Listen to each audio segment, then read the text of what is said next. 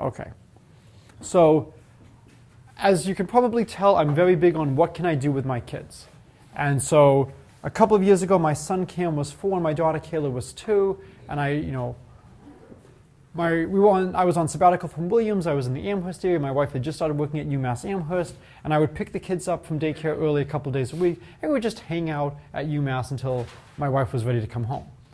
And so one day, my son asks me, Daddy, if 2 people are born on the same day, will they die on the same day? Now, I've got to be very careful. How do you explain randomness to a 4-year-old? Well, one possibility is, well, let's see, Mommy and her sister are identical twins. And so, well, that's not how you want to prove to people that, you can get into trouble for a proof like that. So how do you explain randomness to a little kid? And so I came up with the M&M game. And so the way the M&M game works is, Cameron, Kayla, and I each get 5 M&Ms. Cameron and Kayla get to choose their colors first. I get to choose from the remaining M&Ms. After a certain amount of negotiation, Cameron and Kayla settle down on the M&Ms. This part of the problem doesn't really matter, but when you are playing with little kids, this does matter. So I strongly recommend pre-sorting bags of M&Ms. As an aside, does anybody here know the brown M&M story from Van Halen? So this is outstanding. So in Van Halen's contract, they actually specify that one of the things that must be provided is a bowl of M&Ms with all the brown M&Ms removed. And if there's a brown M&M, they have the right, at every concert, they have the right to cancel the concert and receive full pay. Now, when you first hear this, if you've never heard this story before, what is your first thought about Van Halen? Eccentric, crazy, whatever. Knows what he wants. Or, dear God, there's no difference between the... So the reason they did this is they wanted to see who's reading the contract. Because they were one of the first groups to travel to tertiary markets. And they had some very heavy equipment. And it was very dangerous the way things were being set up. And if it was not set up properly, someone could get hurt. Did you follow the instructions? Yeah, we followed the instructions carefully. You ask people that, they're going to answer, of course we did. So you make sure you have a very easy way to check. Ooh, lots of brown M&Ms here. And I would have chosen the color yellow, but the whole point is you want something that's very easy to do. And so I love the Van Halen story. And if you go to snoops.com, there's some very fun, entertaining stuff there. Back to the M&M games, we each have 5 M&Ms. We each get a coin, and you toss your coin. If you get a heads, you eat one of your M&Ms. If you get a tail, you don't. And we all toss at the same time, and then we record what we do, and then we do this again and again and again. And the M&Ms basically represent your life. And then whenever you run out of M&Ms, you die.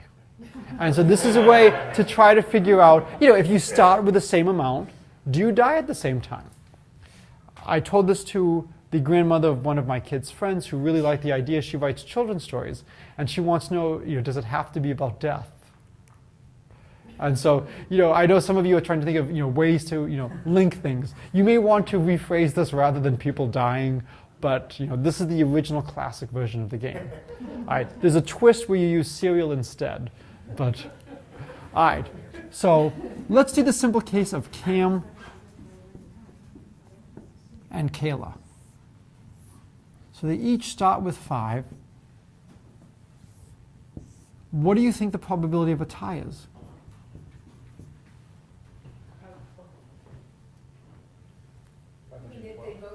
They both die at the same time. Or rather than starting with 5, would you want to start with something else? Let's start with a simpler one.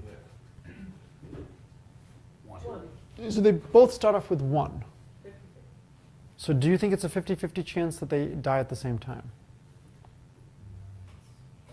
No, because there's 2 ways to get tails, 2 ways to get heads, and 2 okay. ways to get so one way, and then 2 ways to get one of them. If they both live, you have to do it again. So there's a great idea here. And I'm going to relate this to the geometric series, which I promised to do after lunch, so that the 2 are tied together. I'm going to let x ck equal probability of a tie if Cam has C and Kayla has K. I really like choosing notation that is meaningful. And so here, I'm trying to choose C and K, so I can quickly look down and say, oh, okay, this is referring to how many M&Ms Cam has, how many M&Ms Kayla has. And I want to try to figure out a relationship for this. So how many of you have seen the Fibonacci numbers? 1, 1, 2, 3. So the Fibonacci numbers, is Fn plus 1 is Fn plus Fn minus 1. And it starts off, I have to give you the first two values, 0, 1. 0 plus 1 is 1, 1 plus 1 is 2, 1 plus 2 is 3, 2 plus 3 is 5, and so on. So this is called a difference equation. Difference equations are discrete versions of differential equations. They describe how things change with time. We can actually do this in terms of the triangular numbers. So the n plus first triangle number is the nth triangle number plus either n or n plus 1. Maybe it's plus n plus 1. And that was the relationship we saw earlier today. And so we can then generate the whole things knowing the relationship and knowing the first value. Same thing for the Fibonacci numbers. You know the first two, you can generate. This is a significantly harder problem because there are two indices at play. Okay? So 1 and 1, we can figure that out, but there's an easier case to look at than 1 and 1. What would be an easier case to look at for probability of a tie? 0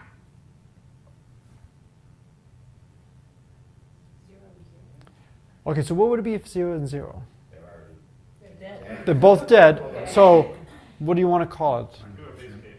So would you call 0, 0 100% chance of a tie? They both have 0 M&Ms, they both died at the same time. It's a tragic. So 0, 0 might be a little bit interesting, but I think the right way to define 0, 0 is to say that it's a tie. And so, 0, 0, the probability of tie is 1.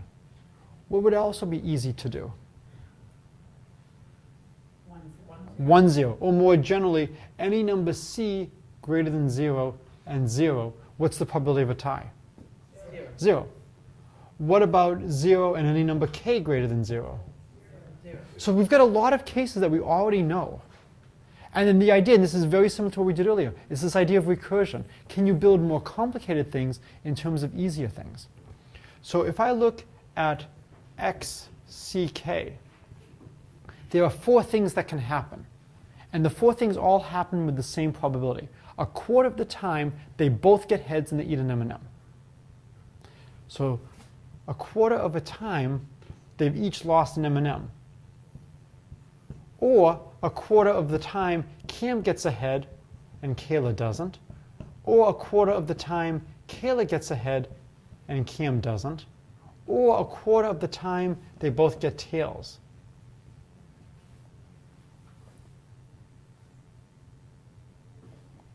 So if I'm trying to analyze what happens, what's the probability of a tie?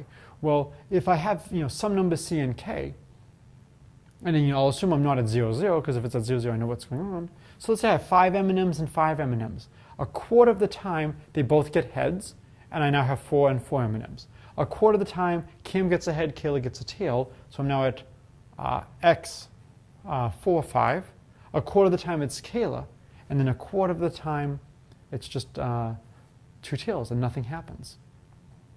So this is a tough relationship to solve.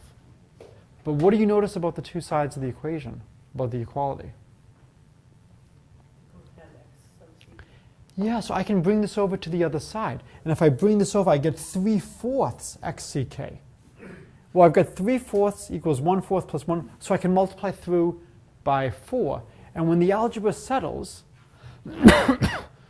and I divide by 3, I'll get XCK equals 1/3 XC minus 1 K minus 1 plus 1/3 XC minus 1 K plus 1/3 XC K minus 1. You're not supposed to do algebra in public once you get to my age, so I will let you go home and do the algebra if you wish. If you think about this, this is very similar to something we've seen earlier. What did we see earlier today that looks like this? Not the bonding, although it's probably related to the bonding. When we go from there's 4 possibilities to there's really only 3 possibilities. we went from something where there was initially 4 possibilities, but only 2 possibilities. Not the tic-tac-toe. The baseball game. You know, good game, bad game, good game, bad game. And when you think about that, if they both have a good day or they both have a bad day, it's like it didn't happen. If they both have tails, it's like the toss didn't happen. One of the dangers of the M&M game is it could go on for all eternity. It's unlikely. I promised Kayla I would play one game of Uno with her before driving to Boston last night, and it happened to be one of the long games. And this is being recorded, so I won't say anything about if I thought about throwing the game to my daughter just so I could get on the road. But I will say that my son was actually going back and forth and watching both of my cards, and so I knew he'll catch me if I do that. So we had a very long Uno game, and I left a few minutes later than I expected. But here, we can just pretend that didn't happen.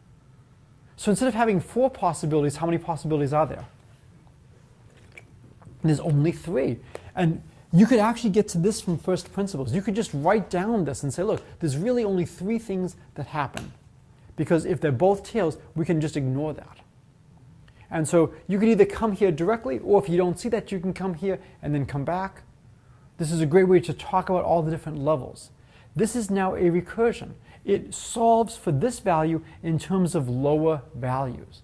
So if you look at the sum of the indices, the sum here is c plus k. Here it's c plus k minus 2, c plus k minus 1, c plus k minus 1. We're solving in terms of things we already know. So the idea now is we can actually figure out the solution in general by just building it up. So in particular, the probability of a tie when they both have 1 is 1/3 x 0, 0 plus 1/3 x 0, 1 plus 1/3 x 1, 0. And now we really need to know now what's x 0, 0. It seems reasonable that we should define that as 1. And so we'll get 1/3. What's the probability of a tie? If Kim starts off with 0 M&Ms and Kayla has 1? 0. Plus 0. So the answer is just 1/3. And now that we know x1, 1, we know x2, 0, we know x0, 2, and now if we want to get x2, 2, we can get x2, 2.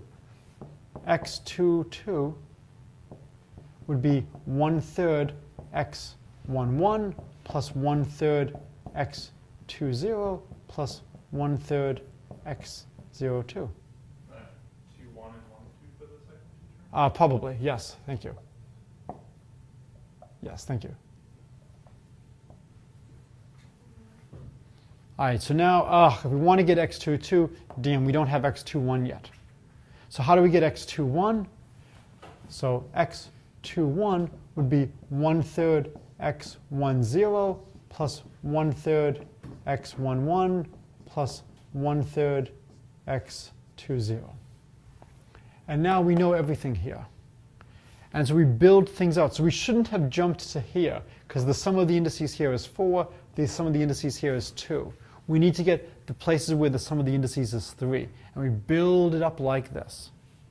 So there's lots of different ways to do this. If people are interested, let me know. I have some slides. I've got about 5 different ways of solving this, depending on how much math you know. If you know a lot of combinatorics and n choose k, you can actually write down a closed form expression for this sum. It turns out it's an infinite sum, but you can write it down. If you know a little bit of advanced mathematics, you can convert it to a finite sum by using this observation. If you know even more advanced mathematics, you can write it down as a special value of a special function. There's a lot of stuff you can do. What I love about this problem is it's hands-on. You can have kids starting to make some guesses. Play the game. See what you think the probability of a tie will be. Just start doing the experiment. And this is now statistics. Gather some data. And if you start to see things that look like 1/3, maybe that becomes a natural thing to conjecture. Try to see what happens as you add more M&Ms. How do you think the probability of tie, do you think it's going to go up or go down as we add more M&Ms? What do you think? I think it's going to go down to have them ending at exactly the same time. I think it's going to become much harder. There's more options, more possible paths, the number of paths where they end at exactly the same time. If your students have seen the Fibonacci numbers, this is a nice generalization. And you can now link this to all kinds of occurrences. The triangle numbers we saw is another type of occurrence. When can we solve occurrences? And so there's a lot of great stuff you can do here. I want to try to limit exactly how deep I go the first day, so those of you who respond to emails and send me an email about what you liked, what you didn't like about today, I can then use that to better pitch what we're going to do in class next week. I can talk about applications of the Fibonacci numbers, writing down a way to solve them without going through in order, and applications of this to gambling in Vegas. That involves a little bit more mathematics, but some really nice applications. I want to get things that are going to be right for what you want to do and what you can do for your students. Here, this is a really simple, basic problem.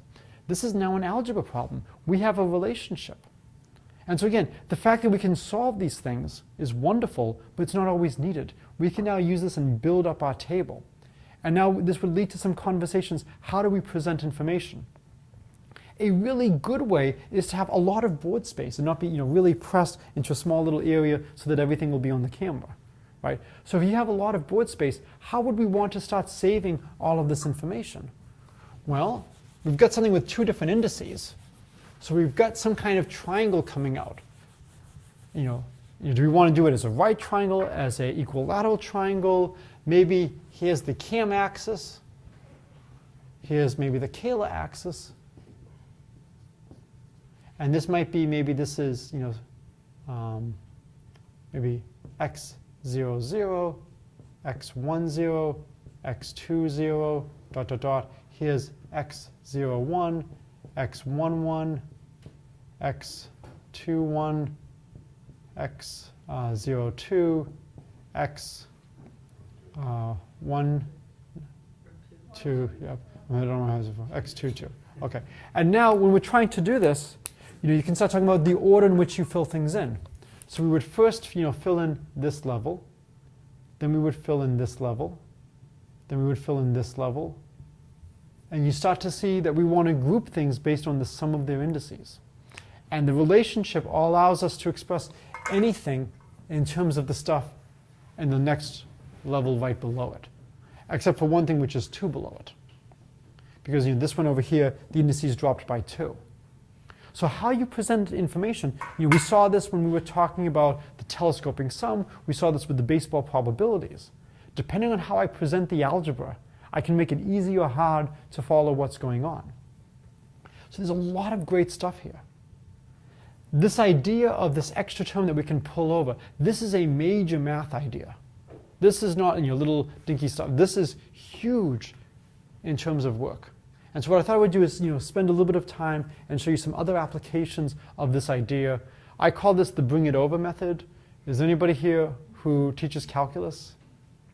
So sometimes in calculus you have integrals of trig functions, and you do some integration by parts, and you end up getting the integral you want on both sides of the equation. Hopefully not with the coefficient of 1.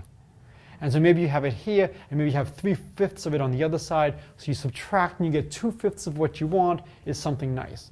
And therefore your answer is just 5/2 of that something nice. And so this is bringing it over to the other side and then just simplifying. That's what we're doing here. We're taking this and we're putting it back on the other side and solving for it in terms of things we already know. Well, they tend to think you're cheating when you do that. When did the integration happen? I have no qualms about cheating. I only have qualms about getting caught. It's the 11th commandment. Thou shalt not get caught. With the problem with the dying. Right. I think it's easy to think that there's more chances not to be the same if you think, all right, it's 4 years since you were born. There's only 4 years in which 2 of you could have died the same. But if it's 80 years since you were born, there are so many opportunities. No, and so you can kind of see, wow, there's a lot more chances for us to not right. So die if at the you, same time. but it's tough because there's a lot more chances for you not to die at the same time. But there's also a lot more chances to die at the same time. You'll have more paths that will end at the same time, but they'll be drowned out by the huge number of other things. Right. And so this. According to the total. So it's the proportion, it's exponential growth, it's how these things going. One of the nice things about giving this talk to teachers rather than to my college students is there's a greater chance that you will remember the basketball players I grew up with. And so my students are not thrilled with the examples I use. And so for me, it's Larry Bird is playing against Magic Johnson, yes. Thank you. It's not Bird versus Jordan. Even though they made a great movie together, for me it's Magic Johnson. So we have Bird, we have Magic. But these are not the regular basketball players you're used to. These are idealized versions of Larry Bird and Magic Johnson. How's that different? Bird got old. So in this version, Larry Bird always makes a basket with probability P. He never tires, always makes a basket with probability P. Magic always makes a basket with probability Q, exactly. So it may or may not be the same as P. And they're going to play a game of hoops. First person to get a basket wins. Because we're playing in Boston, we will let Larry Bird shoot first. I think that's fair. Okay, I don't think it's fair, but that's what we'll do. We'll let Bird shoot first. What do you think Bird's probability of winning is? Because if they both don't have to go, they don't both get a turn. So we'll alternate. If you miss, then the next person shoots. If they miss, then you shoot again, and you alternate. Well, no, he wins only if he gets the basket. So Larry Bird The probability of getting a basket is not one, though. It's right. The idealized ideal Larry Bird would always get the basket, but this is only the idealized, not the idealized. Free throw line is even better. All right, and then we'll have Shaq. So Whose probability of winning on his first shot is P. the probability that Bird wins on his first shot is P. What do you think Bird's chance of winning is? What do you think the actual answer is? How does the game work? So first one, you win. You win. So you alternate shooting. First one to get a basket wins. So if he shoots first and he has such a high probability of shooting, then he'll win. But he doesn't get a basket 100% of the time. And he could miss. 0.9. He'll win. They're shooting at the same time. No, they alternate shooting. Bird, Magic, Whoever gets a basket first wins. So you have to make a tree diagram. So you could make a tree diagram. Coming off the bird's side. It's like branches keep coming off the Magic side. Right. So can you tell me, without doing any of the calculation, what can you say just about the structural form of Bird's probability of winning? I mean exponential. Well, just give me some simple statements you can say. I want to relate it to P and Q. The probability, give me some statements you can say about Bird winning as a function of P and Q. It's a series. All right, so that's giving me a perfect prediction. So if it was P times 1 minus Q, And then it's a sum. so if I just had this probability is less than P. And so Yeah. So his probability of winning has to be less than his. It has to be higher. it doesn't have to be higher than P. It doesn't. You're close. You're almost there. It doesn't have to be higher than P. It has to be at least P. So we know without doing any calculation. Let's let X equal probability Bird wins. We know X has to be greater than or equal to P. Right? Because, Larry wins, we're on good terms. Larry wins, with probability P on his first shot. If Q is 100%, then if Bird misses, he's dead. Magic smiles and just, swish. But if Q is less than 1, then the probability that Bird will win will go up on his next shot. So equals P if and only if Q equals 1. So the only time it's equal to exactly P is when Magic always makes a basket. So we know, without even doing any calculation, for mortal Magic, Bird will have a greater than P chance of winning. Do we know anything else about his probability of winning?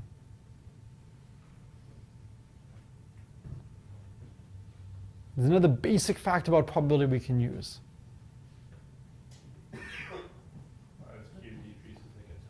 Okay, so in terms of the functional form, as q gets smaller, x gets larger. And so if we want to do really pedantic, we could use xp sub q to emphasize the fact that we have two variables in play, the probability of bird and the probability of magic. And again, this is much better notation. And then we could say, as a function of q, as q decreases, xpq increases. But we have a really basic fact that we can claim. What do you know about his chance of winning? It's at least p, and it's less than or equal to 1. As great as Bird is, he's not going to win more than 100% of the time. Now, we've had some elections with more than 100% of people voting. That's acceptable somehow.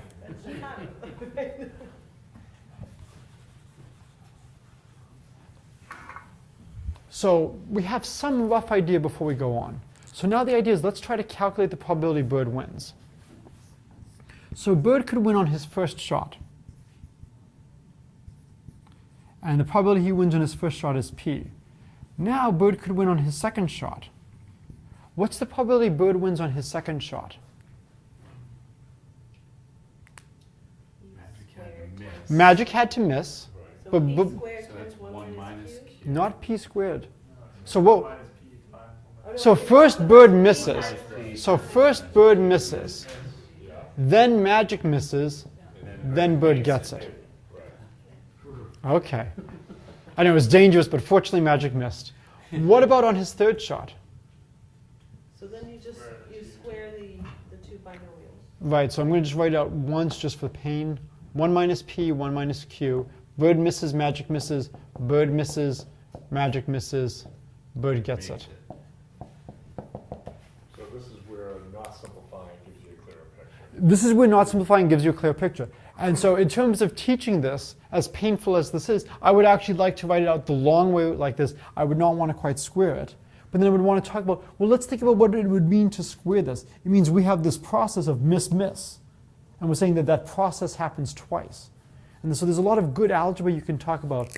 It also suggests that we define a quantity. What quantity should we define? Number of misses. Not number of misses.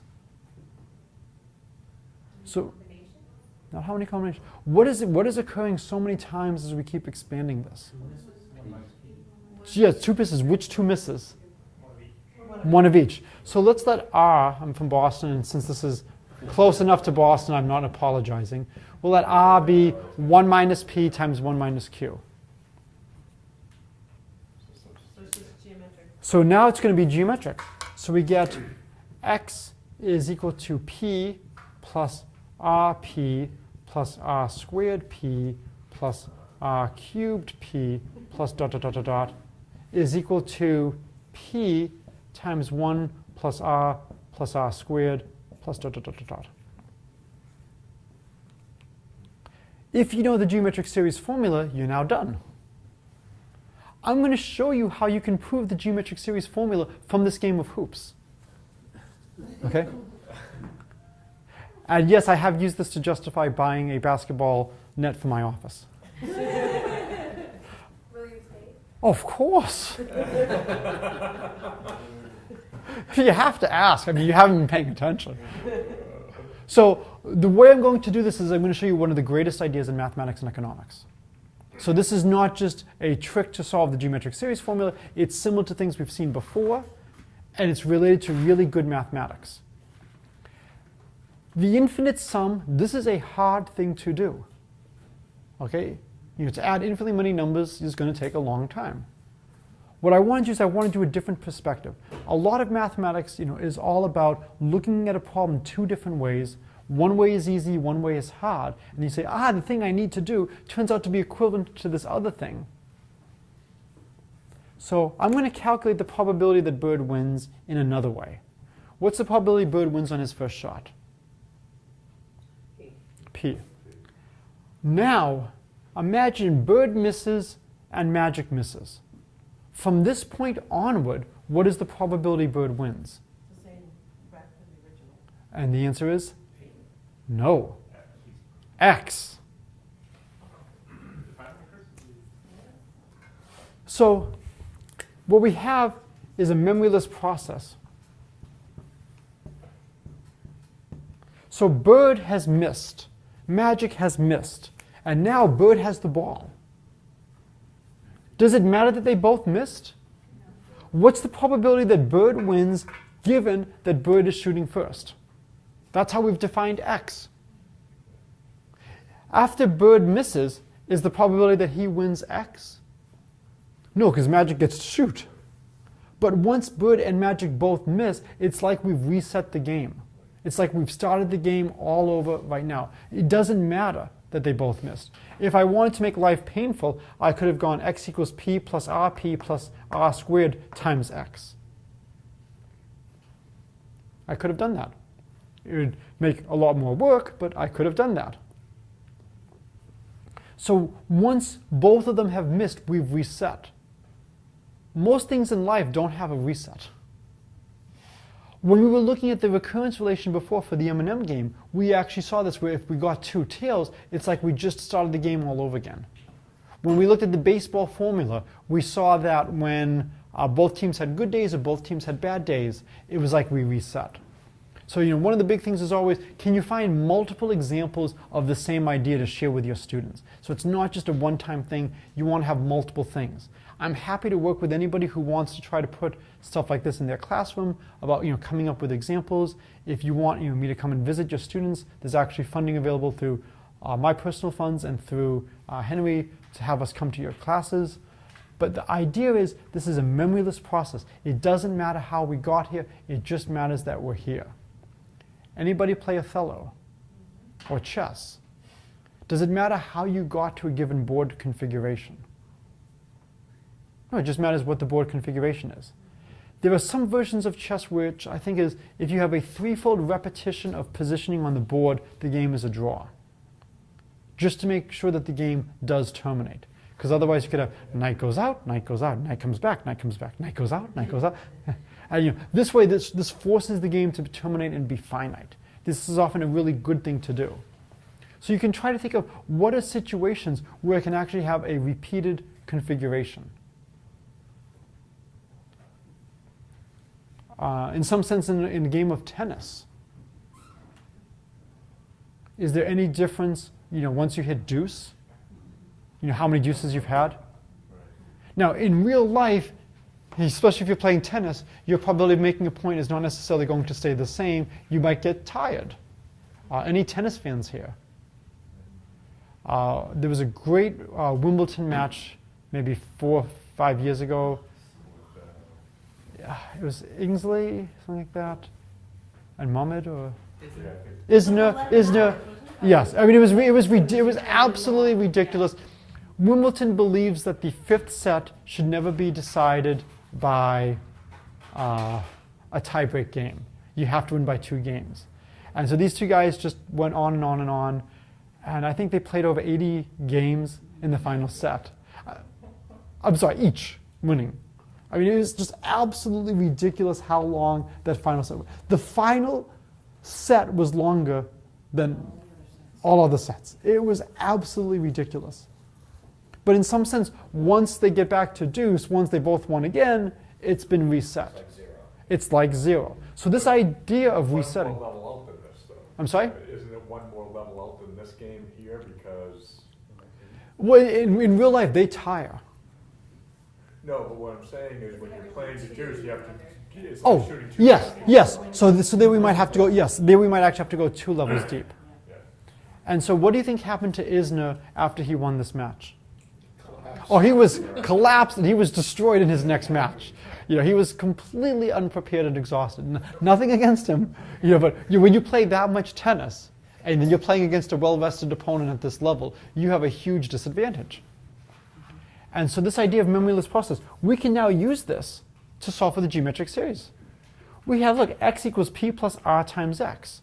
So we can solve for x. We get 1 minus r times x equals p. Therefore, x equals p times 1 over 1 minus r. Oh, look. 1 plus r squared plus r cubed plus dot, dot, dot, dot has to be 1 over 1 minus r.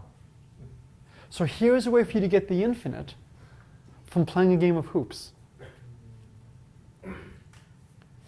And so there's the standard proof of the geometric series formula. And clever multiplication, a clever way of doing algebra. If people want, I'm happy to show the standard way of proving the geometric series. I like this one because there's a great math idea behind this. This idea of this memoryless process, this idea of a reset. This is huge in game theory and economics, that when you return to a state, it doesn't matter how you got there. It's this memoryless process.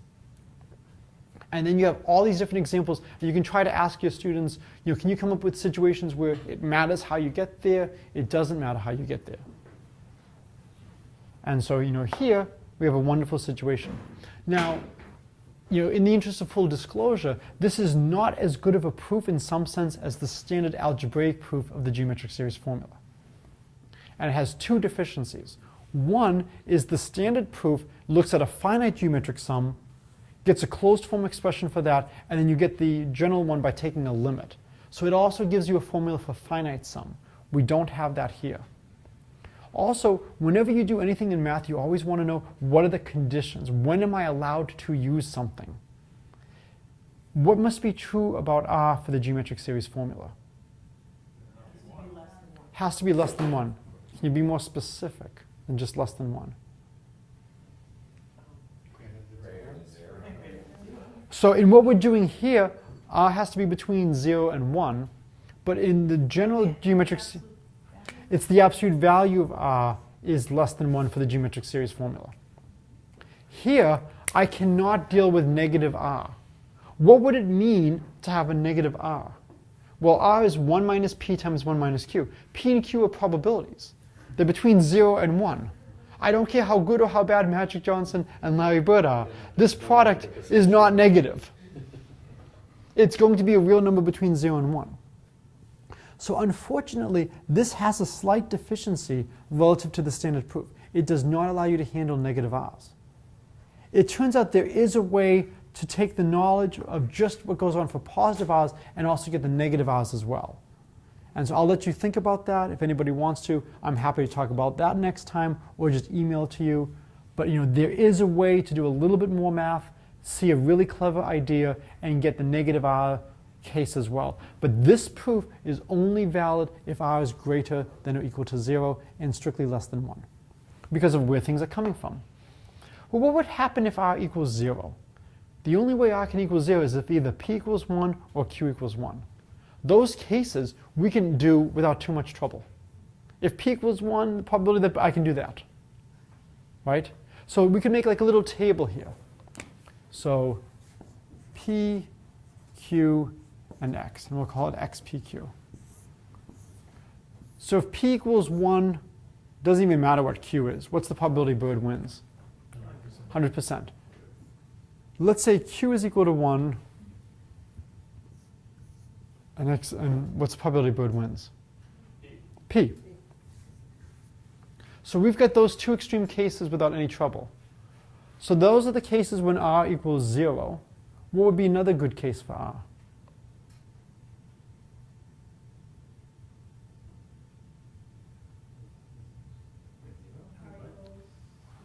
Yeah, so maybe try R equals 1. So maybe P equals 0 and Q equals 0. What should be the probability that Bird wins?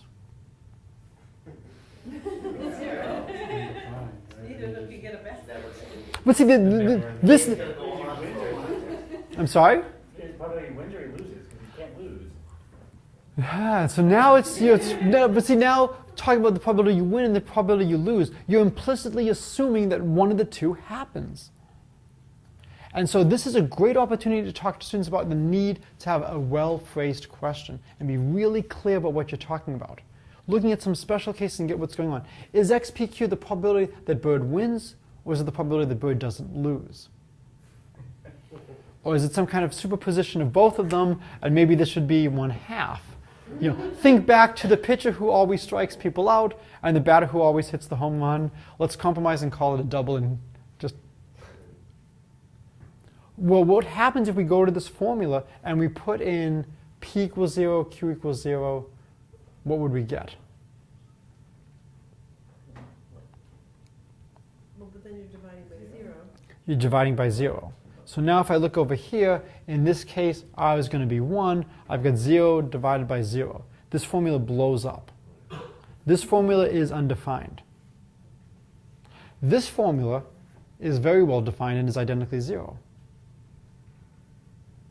So the question is, which is the right formula? If we use this formula, we get 0. In this formula, we have 0 over 0. 0 over 0 is not well defined. We have to use some various techniques to make sense of that. But it does look like at least this formula is returning 0 as the answer. But it's useful to talk to students about what can you do to check and see is your answer reasonable. And this is one of my favorite things, is looking at extreme cases. The next thing is, if I have p over here and I have 1/2 here, roughly what can you tell me? I would expect something greater than p. And can you check something like that? Yes, we can see that we're adding positive amounts. And so you want to be able to just sniff out and see are things reasonable here.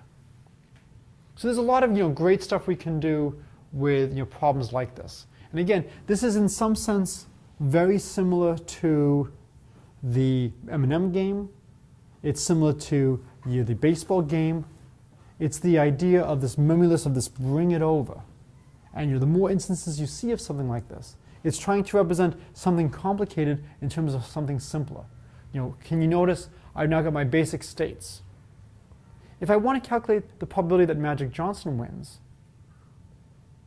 what would that be?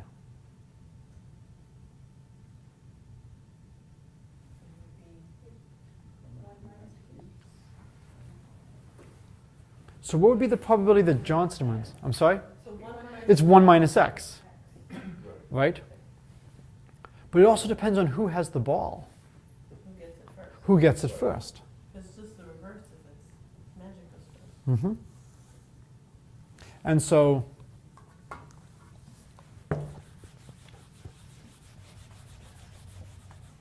if x equals so let's write it as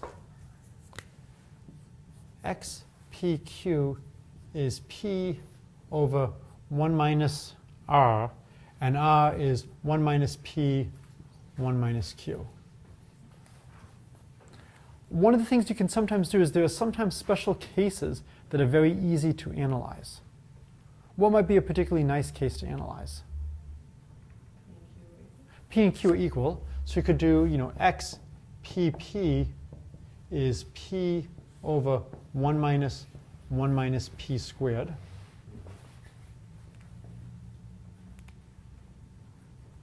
And now, can we try to figure out maybe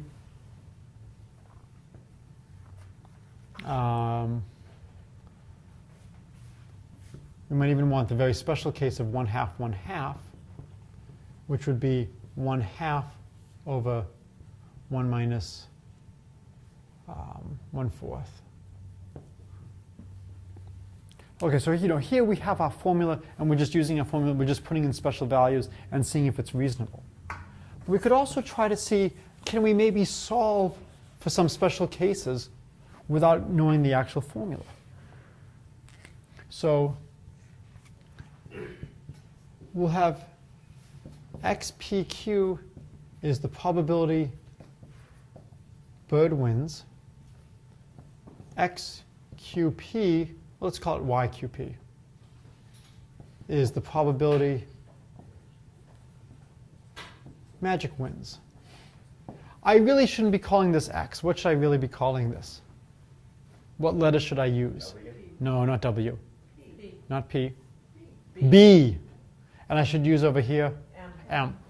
And so, again, names matter, right? I should be using bird.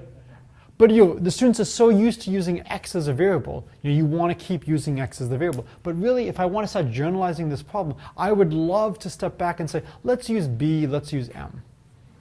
All right? But that's part of the problem. Like, it gets propagated. They're used to it, so people keep using it. Right. I make a point of not using it. So Which they is get good. over that. Exactly. And then they don't understand how to find the inverse because they always want to switch the x and y, which doesn't make sense when the variable Yep. stand for something. Yep. That's just my opinion. And then here, Mhm.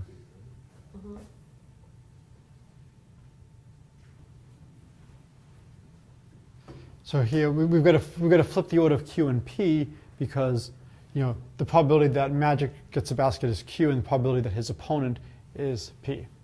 So what should these probabilities add up to? 1.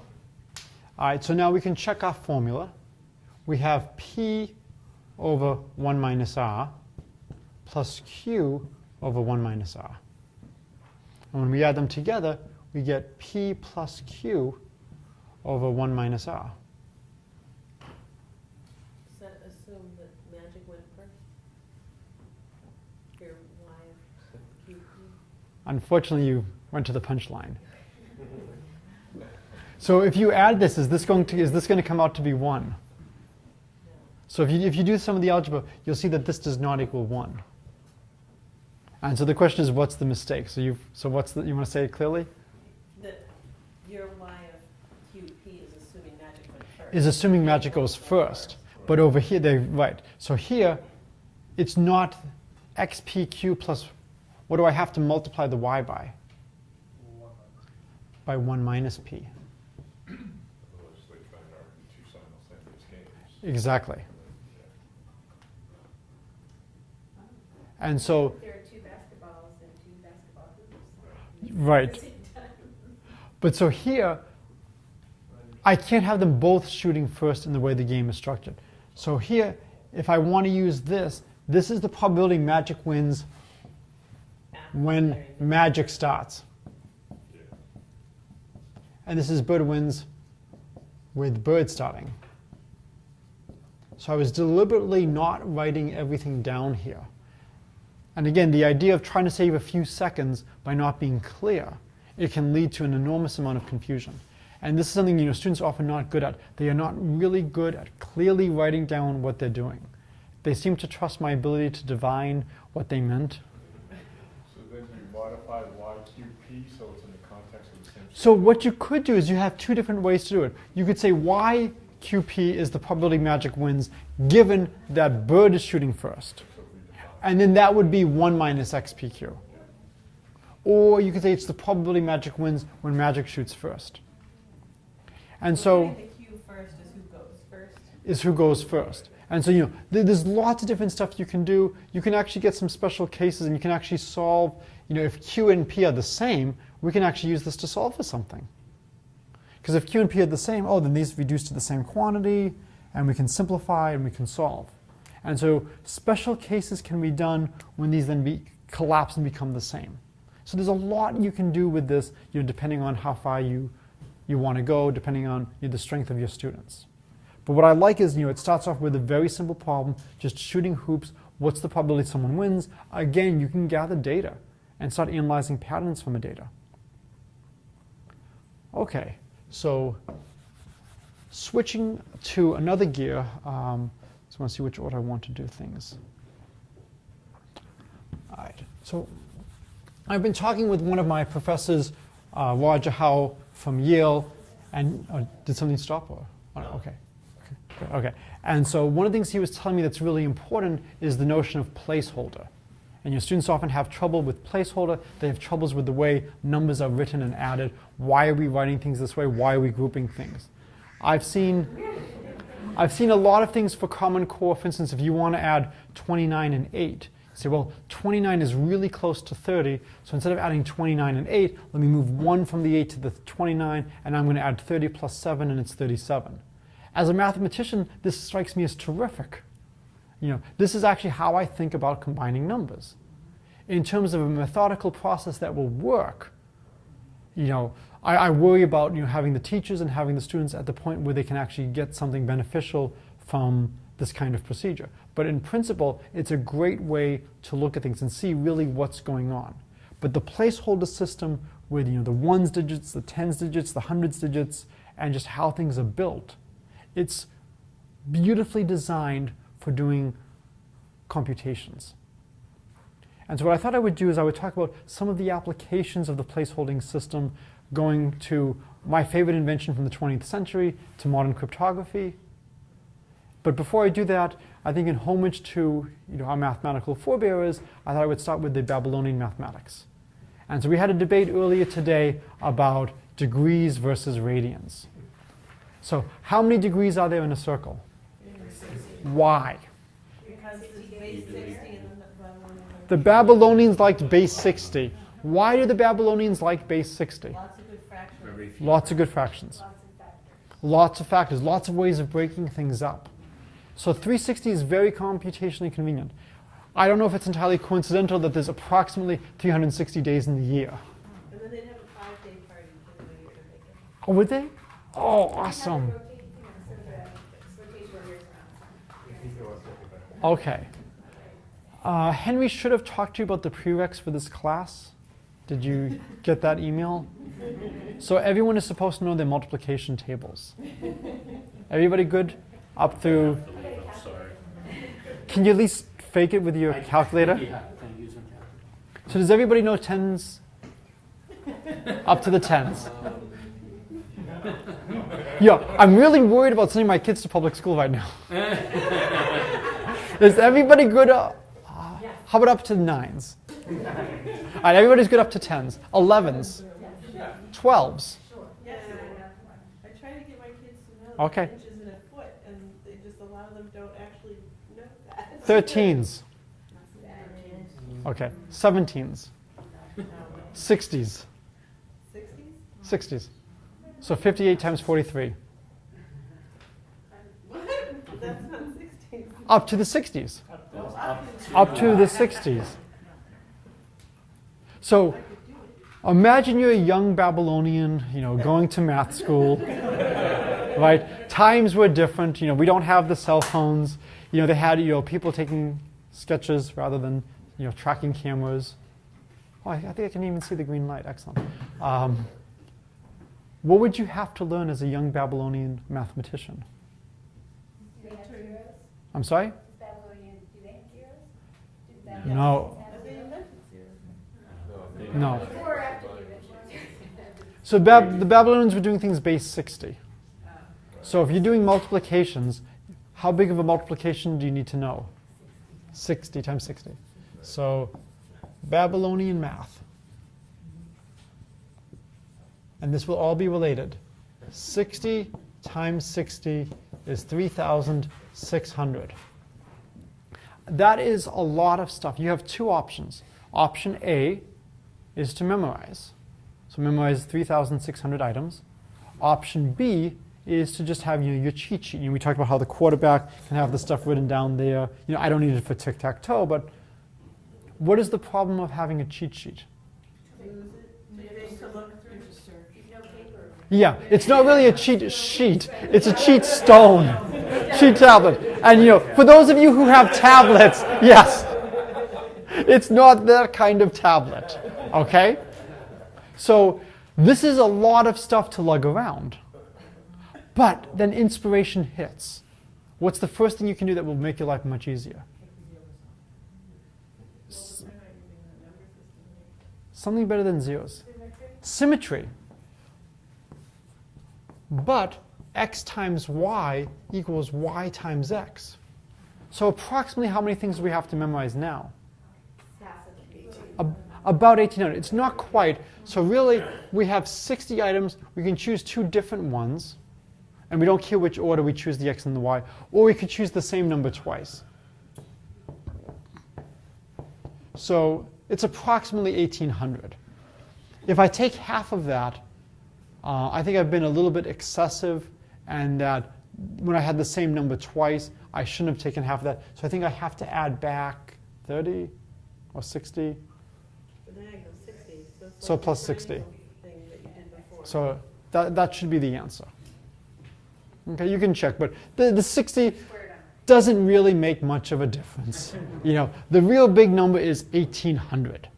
This is a lot more than we want to memorize, or a lot more than we want to carry around. So I am going to show you what, in my mind, I was told the Babylonians did this. If so, this is one of the greatest ideas I've ever seen in my life. It is very relevant to kids today. The Babylonians noticed the following.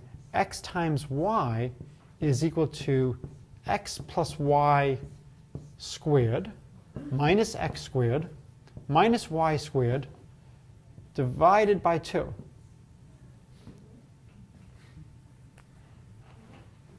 So rather than doing one multiplication, let's do 3 multiplications, 2 subtractions, a division, and a partition. Okay. So a lot of algebra here. Now you just need to know the square. Now we just need to know the squares, subtraction, and division by 2. So in terms of the number of operations we need to do, yes, this is a lot more in terms of the sheer volume of operations. But in terms of which operations, we only need tables of squares. Subtraction is much easier than multiplication. Division by 2 isn't bad. And so the whole idea of this is you reduce a new complicated thing in terms of a lot of simpler operations. To me, this is one of the most fundamental ideas in all of mathematics. This is something you can do in algebra. It's, I want to do a lot of very easy things rather than one very hard thing.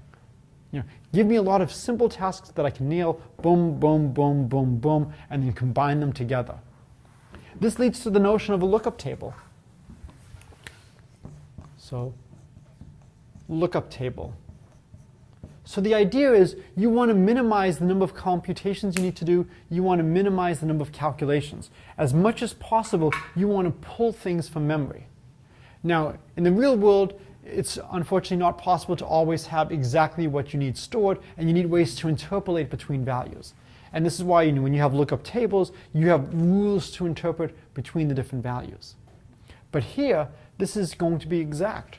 And now we only need to know squaring, subtraction, and division by 2. So in terms of, you know, applications of this, you know, why would, you know, we care about lookup tables? Well, if you think about what's going on with your, you know, cell phones, you know, all these calculations that are being done, you don't want to have to compute everything from scratch. You want to be able to be fast and efficient. And so being able to pre-compute things and then use those values, that's extremely important. This idea of, you know, dealing with a smaller set of data and then doing some operations to it, this is very close to what you need to do streaming video. So if you want to watch, you know, something on your computer, you probably are not happy when it pauses, you know, especially if it's a sporting event and you're right in the middle of a really big play. You know, is the catch going to be made? And now it's, you know, buffering again. And so you don't want to transmit every single pixel. If you transmit every single pixel, you know, especially with this network, it's going to take a long time, you know, for you to render the image and then to move on to the next one and the next one. So what you often do is you transmit just what changes. And so what's fascinating is I can actually notice the difference in file size in classes when I'm moving around a lot and when I'm basically staying in one section of the board. The file size is significantly different because if I'm not moving around too much, most of the image is the same and you can look at some kind of difference. If you've seen Taylor series, Fourier series, wavelets, this all comes together here. You transmit a small number of things and use this to rebuild something. How many points determine a line? 2. So if I give you a data set that looks like this, you should be able to transmit to me just 2 points and I'll know that line. How many points would you need for a parabola? 3. So you can transmit a very complicated function with a small number of data points. What you can do is if you want to do video, you can have, you know, let's say you have a, you know, a 2-dimensional image. You can have your red, green, and blue. And you'll have an intensity of red, green, and blue. It's just a function. The values go from 0 to 1. You know, not present, fully present. And you just transmit those 3 functions. And you don't have to transmit every pixel. You transmit enough so that you can reconstruct the functions. And again, if you're interested in stuff like this, I have a lecture online that goes through, you know, how you do all of this. You send a small amount of information and use the fact that you have a powerful computer on the other end to build it together. It all starts with, you know, lookup tables and being able to combine this stuff very well. And so, you know, this is the ancient Babylonian mathematics. And, you know, we're still, you know, centuries, millennia later, we're still basically using the same idea of trying to save computations and build things up. Okay, so this is Babylonian math. We do not work base 60. We work base 10. And, you know, just for completeness, why do we work base 10? 10 fingers. All right, nobody seems to like toes. The Mayans. Mayans? Okay, Mayans like toes. None of There's the base 5. There's also base 11 in one science fiction story. But for the most part, we're base 10. Okay? Does it matter that we have 10 fingers to the universe? Probably not. I can't prove that it matters or doesn't matter. Yeah, that's outside my pay grade as a mathematician. I'll leave that to my colleagues in the philosophy department and the religious studies departments. My personal feeling is I don't think it really matters if we have 10 fingers, 8 fingers, 9 fingers. It's going to be roughly the same. And this leads to some interesting ways to talk about representing numbers. We like to do 10 because we have 10 fingers. But it's worthwhile sometimes stopping and thinking about this and thinking, what would things look like in other bases? Any Futurama fans here? Futurama? It's written by the same people who do The Simpsons. And there's a lot of math geeks who are working for the show. And they go further to put in math jokes than almost anybody. And there's one episode where the robot, his uncle dies and he inherits his house, but the house is haunted. And at one point they see in blood red letters a couple of numbers, zeros and ones. And they ask the robot, what does this mean? I don't know.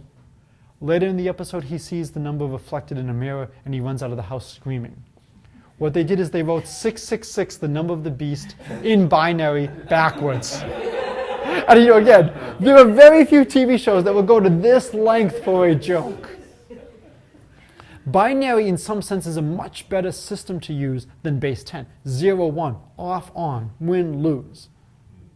And there's lots of great stuff you can talk about. What are the advantages of different bases? And in fact, there are some things where base 3 is actually better than base 2. In terms of efficiency of disk storage, base 3 wins. In terms of our ease, base 10 is better. And again, I'll try to post some stuff on these topics if you want to read more. If I forget, if there's something you want to know more about, let me know. I want to talk to you about one of the greatest applications of base 10. I'll get it slightly wrong about ISBN. How many of you have seen like ISBN codes on books or whatnot? Okay, so we have a string 2438715, say. And typically when you have stuff like this, one digit is special. Typically the last digit is special. And how is the last digit determined? It's equivalency in the base. Right? It's equivalency in the base. It's the sum of the first few digits all the way up to the last one modulo 10, or it's the ones digit of the sum. And so this is called, in an example of good notation, the check digit, because it allows you to check and see if the other digits have a mistake. Parity bit is another one. How many of you teach trigonometry? What is 1 over sine? And what's 1 over cosine? That's always bothered me. It certainly bothers the And it bothers the students. Why don't you put sine and secant together and then cosine and cosecant together? And then you go to co-functions and it is sine and cosine. Yes. And they can't get that right. Yes, yes. It's, To do the geometric proof of it, and it makes sense. and so you have to think, why are they choosing to have this called the secant? But to me, it's an unfortunate naming. Check digit, this is a good name. Okay? It's not subtle, it's not trying to hide what is it doing. So the whole point is you look and you add these numbers and you look at the ones digit. Look at ones digit. So this is the same as looking at the number modulo 10.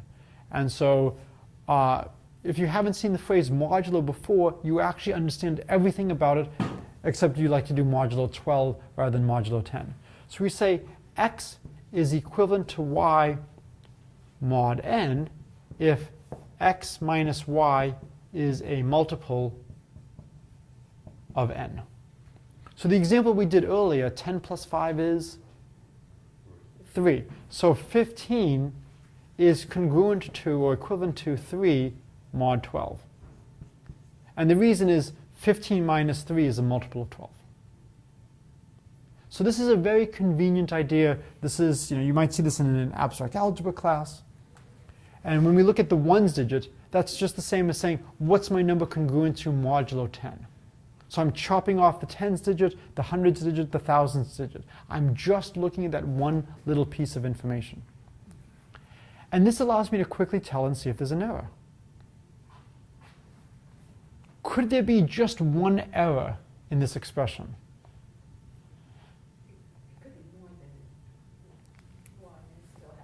There could be more than one error, yes, but could there be just one error? There's no way to have just one error. Because let's say this was the correct number. And have it work. And have the sum be. And have the check digit. And have the check digit match. So if this was a 3, the check digit wouldn't match. If the mistake was in the check digit, which is possible, it wouldn't match. There is no way to make one mistake and have this expression valid. You have to make multiple mistakes. And that's fine with my students. My students are often very good at making multiple mistakes. What kind of multiple mistakes could you make? Offsetting. So I could have, instead of 2, 4, I could have 3, 3. Or I could have 5, 1. That's one kind of mistake. I have lots of different mistakes. Yes, we can go back to the beginning of the day. And 5 would still work. Yes. What other mistake could we make? Shift one of the digits and the checksum. Location. Location. I could do 4, 2. If I flip 2 digits. So I'm not going to go into detail in that here. I will try to post something for you to read that actually explains a more complicated system that allows you to detect if a digit is wrong, if 2 digits have been, 2 neighboring digits have been flipped. We have ways to check all this. Does it check for, or does it also tell you What where the the mistake is? These do not tell you where the mistake is. So there's 2 different types of issues here. There's the error detection and there's the error correction. And so to some extent, if somebody comes up to you and says, Mark, I just wanted to let you know you really screwed up. We're all very upset with you. Oh, we're not going to tell you what you did wrong. Just don't do it again. Sometimes you might have a sense of what you did wrong and you might know, but frequently you would much rather know where's the mistake. So why might you rather just know that a mistake was made rather than knowing where the mistake was made? So can you give me any situation where you might rather know just that a mistake happened? Well, in transmission of information, Okay. if you have the original again, you can try to send it again and hope that you don't have multiple mistakes happen in the course of But it could be very expensive to keep sending things. Yes. Doesn't hold up in all cases. So the question is, how expensive is it for you to tell that a mistake was made, and how much more expensive is it to not only tell that a mistake was made, but to tell you where? So let's assume, just for purposes of today, that it's rare to make a mistake. Okay? If you're in a situation where mistakes are very common, well, you're probably not that comfortable about transmitting information, right? My favorite though is there is one situation where it's really good to make lots of mistakes. If you're the bank and No. putting more money You in your don't want to be account. asked to do the job again? I gotta remember that one. So let's say you're transmitting zeros and ones, and 99.9999999% of the time you transmit the wrong bit. It's just the reverse. Yeah, it's just the reverse. So if you're really incompetent, and there's only one alternative, then it's fine. Right? Being really incompetent is the same as being phenomenally good. Yes. But that only works if you're in a situation where there's only one alternative and we know what to correct to. If you're transmitting either a 0 or 1, and almost always you're wrong. Any Seinfeld fans? Okay, what episode am I thinking of? Yes. Yes, I think it's episode 710, where George realizes that every decision he's made in his life is wrong.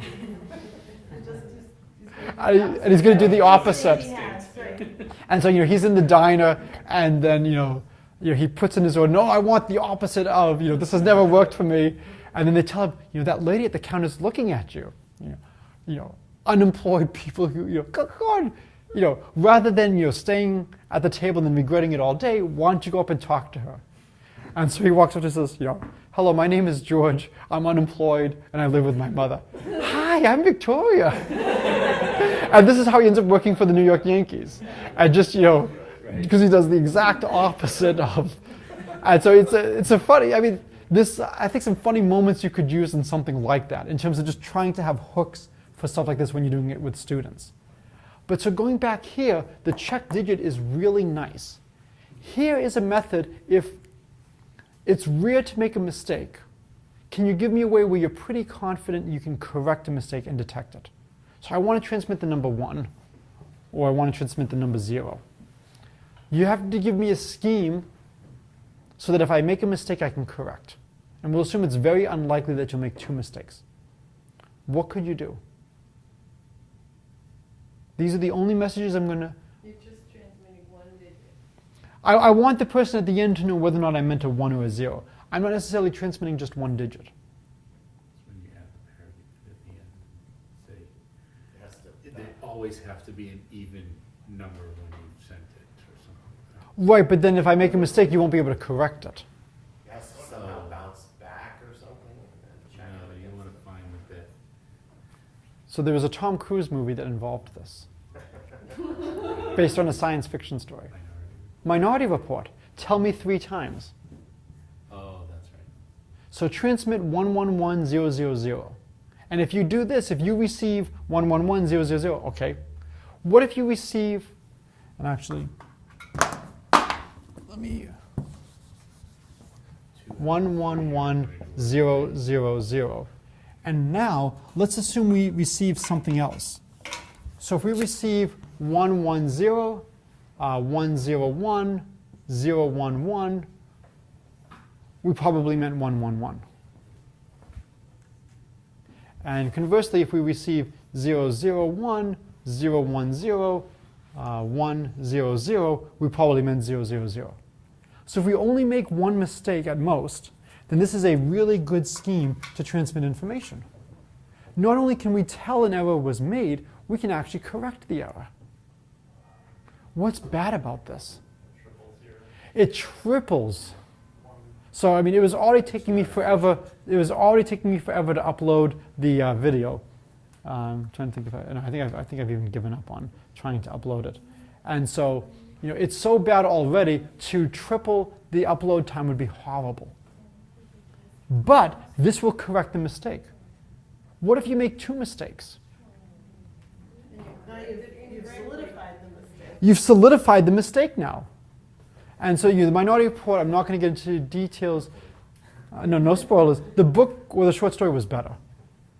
But if you have 2 mistakes, you could solidify it. What could you do if, say, most of the time you'll make no mistakes, occasionally you'll make 1 mistake, and every blue moon you make 2 mistakes, but you never make more than 2 mistakes? What could you do? Send it 5. Right. Send it 5. So if you send it 5 times, 1, 1, 1, 1, 1, 0, 0, 0, 0, 0, it's so unlikely you'll make 3 mistakes that now, even if you have 2 mistakes, you still win. Majority wins. Now the problem here is now only 20% of your data is message. Everything else is checking. So this is a huge subject of how do you efficiently transmit messages so that you can detect and correct errors. And you know, the real starter in this theory was Hamming. And it's a shame, I'm blanking if he worked at IBM or Bell Labs. I think it was IBM, but I'm not positive. And he was low man on the totem pole, which meant he got to use the computer on the weekends. And these were the old days when you had the punch cards. And so he would leave it in, the computer would chug away, and he'd come back on Monday, and the computer would crash on line 14. So then he would fix that, put it in, and he doesn't get to use it again until the next weekend because he's low man on the totem pole, and then the computer would crash on line 28. And he eventually exclaimed and cleaned up language, if the blank blank computer can detect that I've made a mistake, why can't the blank blank computer fix the blank blank mistake? And so he created error correction, error detection codes. And so it's absolutely amazing at times how well you can do in stuff like this. And so there's a lot of great stuff you can have here in terms of psychologically, to me, you want to hit at least 50%. I feel if at least 50% of the message is the data I care about, I'm doing a good job. And so this is only getting you 1/3 of the message. there's a very simple code involving 7-digit strings, where 4 are message. And if you make one mistake, it is able to correct the one mistake and fix it. So you can correct one mistake out of every 7, which is pretty good. So this is called the Hamming 7-4 code. There's more involved ones that allow you to detect 2 mistakes, 3 mistakes. You know, if people are interested, there's a lot of stuff we can do here. It only involves basic algebra. You know, all these different ways of trying to figure out how to do stuff like this. There's one that a kid came up with that I only like because the shape of it is geometric. Okay, is this the square one? I think it was like pentagon or hexagon. And Okay. he had parity bits coming off in different, and it was more efficient than even the 7-4, but it was like I think he was like 12 years old. He came up with If you could and try then to a month later, he came up with a better one, something like that. If you could find I that, have the article. yeah, if you can send that, that'd be great to Yeah. see. Because you know, the question is always, I'm forgetting the numbers and the data and everything. Right. Yeah. but I mean, this is a huge business. You know, people are always asking, you know, who cares about this? Yeah, this is one of the biggest things you can talk about as to why people care. This allows us to send information quickly. Is that related to the fraction 1/7? Is that why that 7 digits with the 4 works or something? Oh, I think it's 1 less than 2 to the. It's 1 less than 2 to a power. Oh, Like, so 15 and then 8 is a 59. Right. And so, Bits are watching 2 at a time and then 1 less. Right. To not have both that work well. yeah. I'll go back to the check digits in a bit, but as long as we're here, here's a fun game. Can I use the interesting phrasing? So you have 3 mathematicians. So these are the highest form of life. They are extremely logical. They will strategize, and they will come up with the optimal strategy. Right? They will not miss anything. And I am going to randomly put down hats on these 3 people. And the game goes as follows. You have your eyes covered, and then I say open. And you have 5 seconds, and you can look at your neighbor's hat color, but not your own. And at the end of 5 seconds, you either say black if you have a black hat, if you think you have a black hat, white if you think you have a white hat, or you stay silent if you're not sure. Well, actually, it doesn't matter what hat you think you have. You can either say black, white, or stay silent. And here's how it works. In the nice version, if everybody who speaks is correct, you all get $1 million. If even one person speaks is wrong, you all owe me $1 million. In the other version, you get tenure. In another version, you get denied tenure. In another version, you get to live or you get killed. You know, there's lots of different ways you can play the game. Poker? Well, yeah, where you put the... Yeah. But the difference, there's a little bit of a difference. Know how many Nope. black hats and white hats there Nope. are? So what we'll do is I will flip a coin and you have a 50-50 chance of having a white or black hat. So there's unlimited numbers of white and black hats. Correct. And each person has a 50-50 chance of getting a white hat or getting a black hat. Can anybody give me a strategy for the 3 people to guarantee that they win 50% of the time? Everybody say the same color? Well, if everybody speaks, if even one person who speaks is wrong, You can pass, right? you could pass. So 2 people pass and one person just always says a color. Good. So 2 people pass and this person always says white. 50%. And then 50% of the time you win. So it's not that bad to get a strategy that hits 50%. If you're not going to die if you lose. That's immaterial as to whether or not you hit the 50%. That's just the consequences. It's a bad strategy to only hit 50%. So can you do better? You can get 75%. Now this should be surprising because as soon as somebody speaks and is wrong, you lose, and you shouldn't have a better than 50-50 chance of getting your hat color right. If everybody's silent, then you never win and you never lose. it's like it never happened. It's like it never happened. Reset. Yeah. There's no game. There's no game. Can't you have someone speak, but in relation to what they're observing of somebody else? So that's what you have to do. Somehow what you say has to be a function of the other people. Right. So you have to plan ahead of time. These are mathematicians. They've got plenty of faculty meetings where they don't want to listen to what's going on and they can strategize. Department chair is talking again. So one person always, so I would always tell you what, I would always say the hat that you have. Right, but if you do that, then if I ever have a different hat than you, we lose. Because as long as one person speaks wrong, the whole team loses. So you need to say something that indicates whether they're the same or different that you can see. But the problem is, You don't have to talk at the same time. everyone talks at the same time. You're only allowed to say black or white, you can't see some other word. No. These are mathematicians. I mean, it was all we could do to train them to say black and white.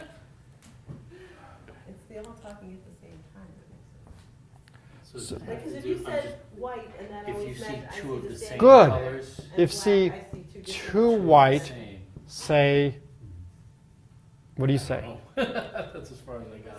So if you see. So if you see two white, what should you say? Say black.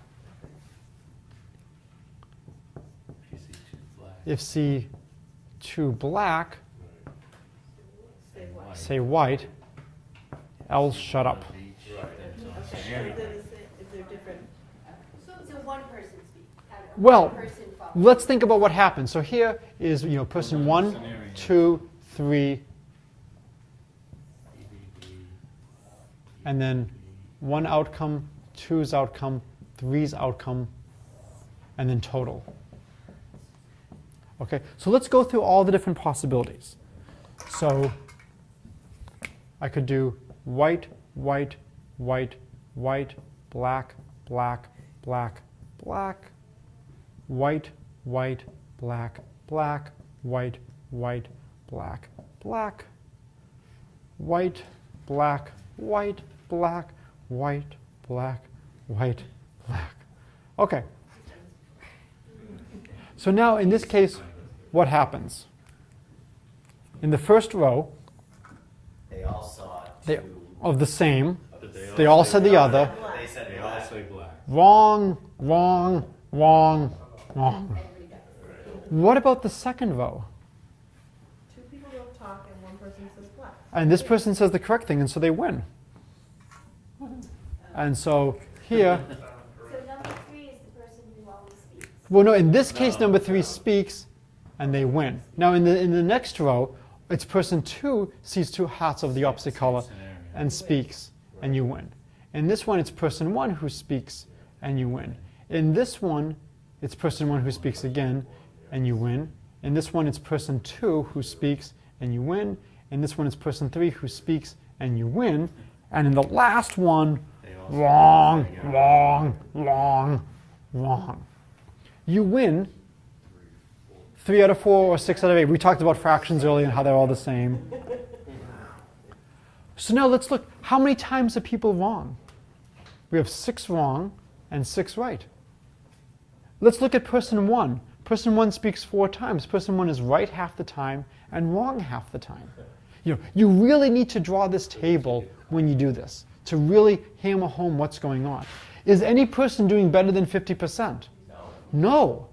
What you're doing is you are making, when you're wrong, boy, are you wrong. You're exploiting advantages in the rules. Everybody is wrong. Or just one person. What you're doing is you're spreading out the rights. You're spreading out the rights over as large of an area as possible. This is the way the rules were for the problem. And so no one is doing better than 50%. But since we only need one person to be right to be considered a win, as long as there's no one who's wrong, this is a great way of spreading. So if you want to think of it as, I can win any 6 games. And each player has a token that's good for 1 win and good for 1 loss. Or maybe each player gets 2 tokens. You have 2 winning tokens and 2 losing tokens, and you have to play them all. Well, I never want to play my winning token when my partner's playing a winning token. I want to spread them out. And if I got to play a losing token, let's play our losing tokens together. So you can think of it as each person has 4 tokens, 2 winning, 2 losing, so nobody does better than 50-50, but we can put them in great positions.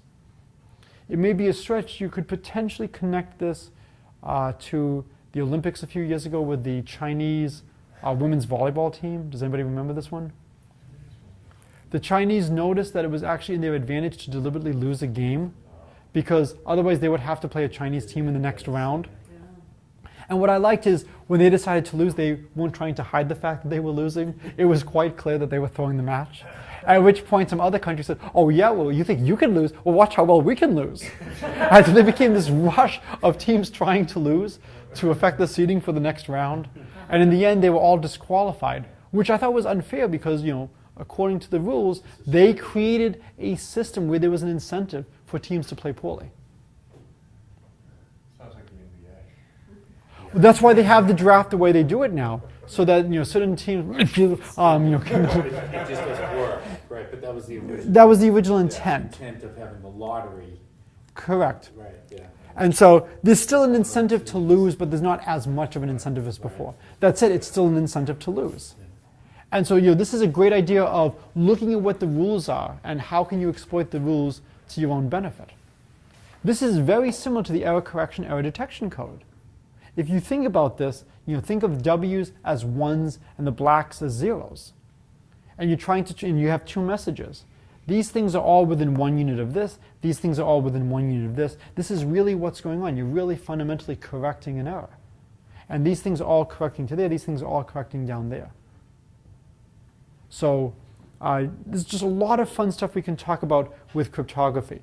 So in terms of transmitting information, we gave this system of, tell me 3 times, tell me 5 times. These will correct errors. They don't just detect, they correct, but they're expensive. They require you to transmit a lot more information. Why might you want something that's expensive? Why would you be willing to pay the cost? To offset greater loss. To offset greater loss. And maybe there's a real issue. Or what you don't want to do is you don't want to download a 20 gigabyte file and then find out that there's a couple of bits that are wrong, and so you have to download the whole 20 gigabyte file. You want to be downloading and correcting as you go.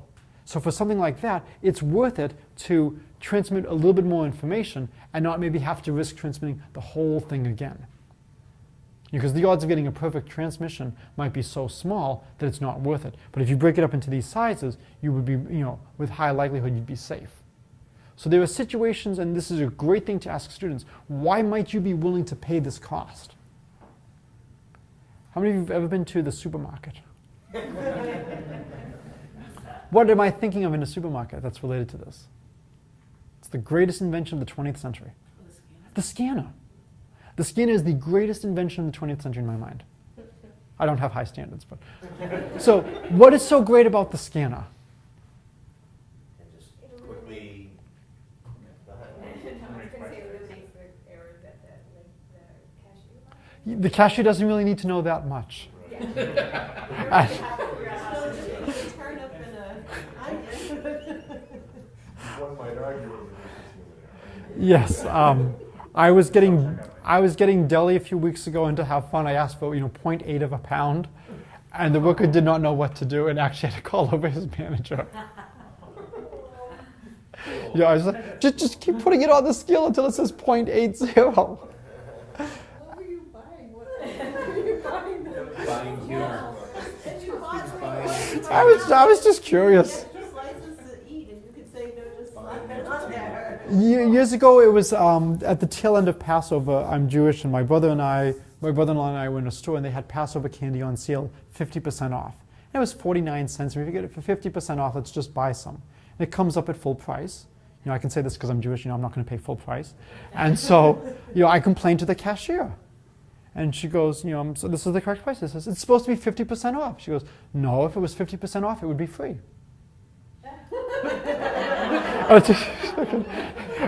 No, technically, that would mean you'd be paying me 1 cent for taking this off your hands.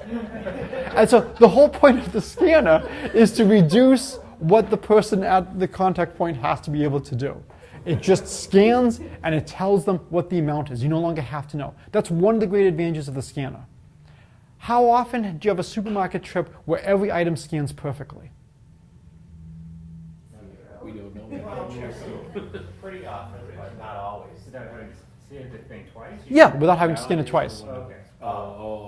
Are we talking about self-checkout? I thought you meant- No, just anything. No, just anything where they don't have to scan it twice.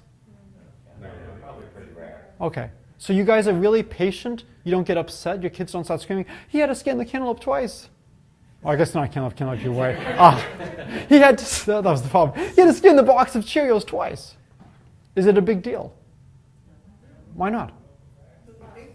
It's fast. So for certain things, you want to think about how are you using it. Is it worth being protecting and having all this redundancy? We could have much better barcodes and cut down on the amount of times things have to be run through twice.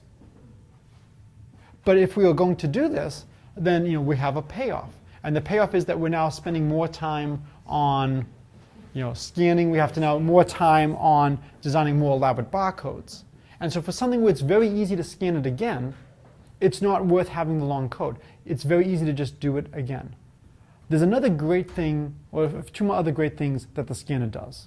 And actually, I'll pass out the sign-up sheet, so just put a check mark by your name if you were here today. If you weren't here today, don't put a check mark by your name. There's two other great things the scanner does. And so in terms of trying to ask why people care about this, the scanner has destroyed numerous jobs. Inventory. Keeping track. Yes, there used to be people whose job it was to go through the warehouse, go through the shelves, and count how many items there are. It's too late, sadly, I think, to make this tax deductible, but one of my wife's cousins was getting married, and the bachelor's party was going to a Brockton Rox baseball game.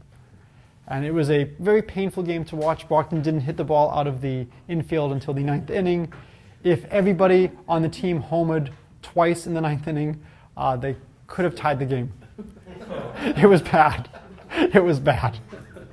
And so we're at the Brockton Rox game, and because it's a bachelor party for him, I ask him, can I get you anything? He says, I'd love a pretzel. I'll get you a pretzel. It is the longest line I've ever waited for. And the reason it's long is because they are keeping track by hand of how much of each item is sold. And I said, well, why don't you just say how many pretzels there are on a tray that come, and then at the end of the day, just look at how many pretzels are left over. There's no need to be doing the inventory live like this. Just, there are many things where logic does not apply. That was not the. Oh, I've tried having conversations with people's bosses, and it just. But so inventory, you can do live updating of what people want. So the scanner and these check digits. If something is recorded incorrectly, there's two dangers. One danger is you're charged the wrong amount. The other danger is the store has the incorrect information as to what was purchased and what do they still have in reserve. There is another application to the scanner and knowing what you bought. And this is a more 21st century application. They're tracking individual purchases. So now the buyer for the store knows. It's data. Well, It's like the Stop and Shop card. right. or whatever. Yes, the rewards card. Yes. Rewards But also cards. they print out coupons for the competitors' items. If you buy, CDS. something by, General Mills, they might print you out a Quaker or whatever coupon. So they try to get you to buy a different product next time. Oh, do they? That's My Okay. friend was telling me that she worked for Stop and Shop, and she's a math teacher at our school Right. now. And they used to analyze. Oh, it, yes. people use the rewards. And Yes. it just keeps track of everything that you're buying. No, it's all about data mining now. Right. Do you know the story about the Target in, I think, Minnesota? Yes.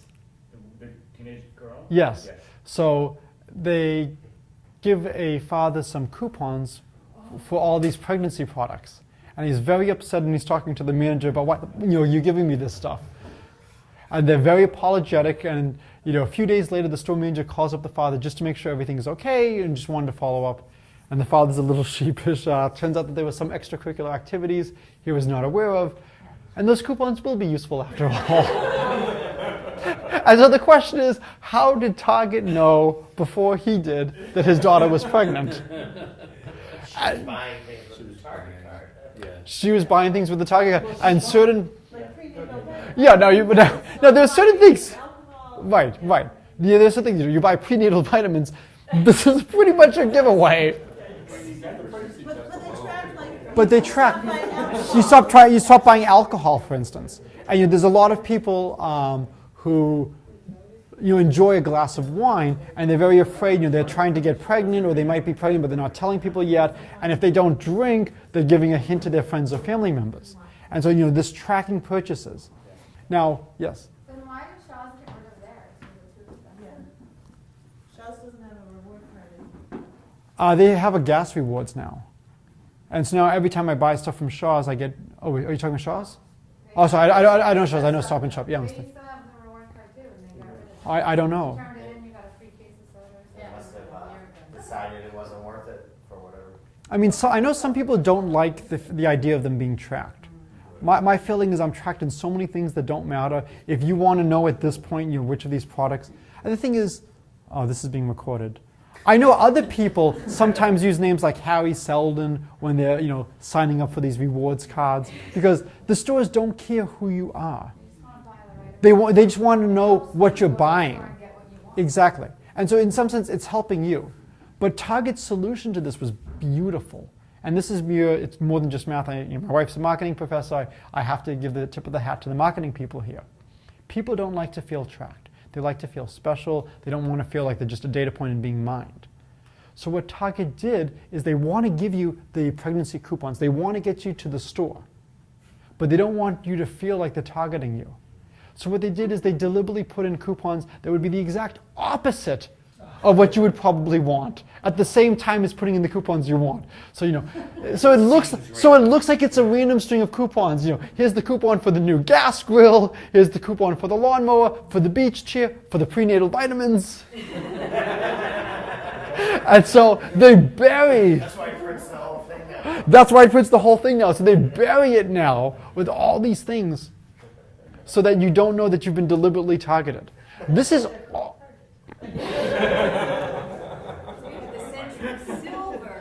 That's right. But this is all coming from a generalization of talking about check digits. And this is something you can do in elementary schools. We're adding the numbers. We want to see very quickly, have we made a mistake? Did we write everything down correctly? You can play the game of telephone and just saying strings of numbers out loud. Did everybody write the stuff down correctly? And here's a very simple way. If the last digit is not the same parity, it's not the same as the ones digit of the sum, you know a mistake was made.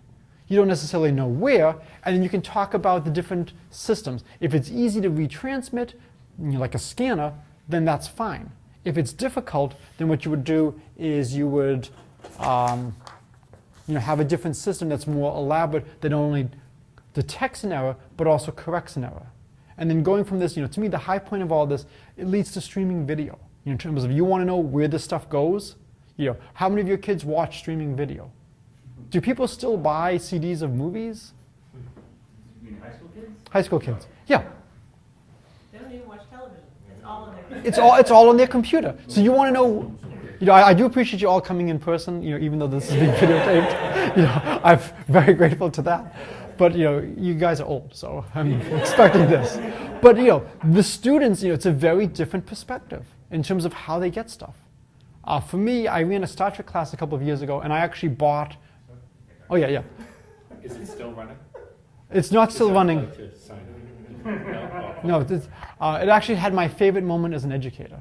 But I actually bought the DVDs of the Star Trek series that we were going to show because I didn't want to risk streaming video going down. When you are a tenured professor, you can do a lot of things and not get into trouble. There are some things you can't do, and since I don't really want to do them, it's fine. One of the things is I told my students, I will fail some of you if you do not watch the original Star Wars movie because you've never watched it. And if you're going to be a math CS major who likes video games and graphics, you can't go through life not having seen Star Wars.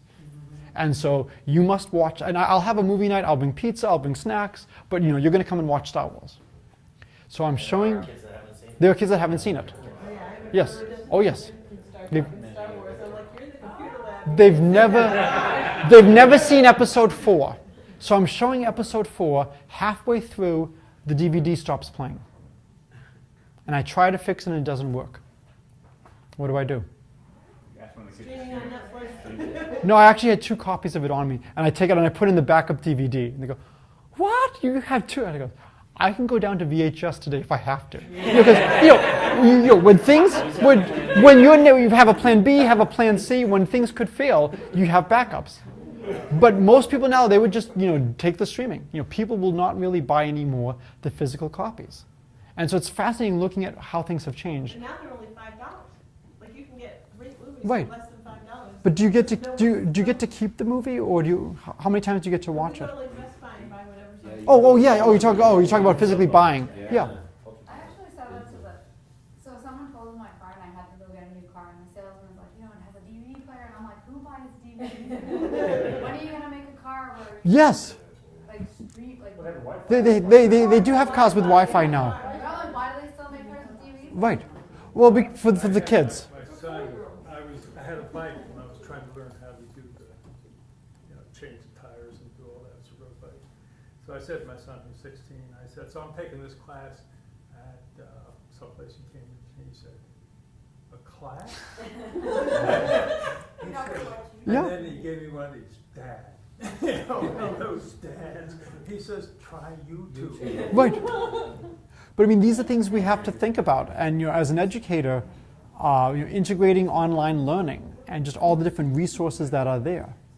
And so, in terms of where to go with all of this stuff, this is one of the biggest things for the students. Why should I care about this? Well, this eventually leads to streaming video. And if you're thinking about how you get your information, you can't get more applied than that. So if people want, I have a whole lecture on streaming video.